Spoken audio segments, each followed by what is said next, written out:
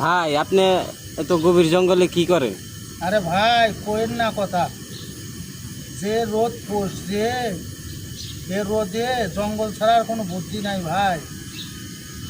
কি করবো, আল্লাহ এত যত্ন করিয়ে মানুষ বানায়া রোদ দিয়ে যদি এরকম করে পড়ে কেমনে সহ্য করবো ভাই। এখন সহ্য করবেন না ভাই, জঙ্গলে আসি বসি আছি, করার কিচ্ছু নাই ভাই। রোদে পুড়িয়ে ছাই কালা হয়ে যাচ্ছি ভাই।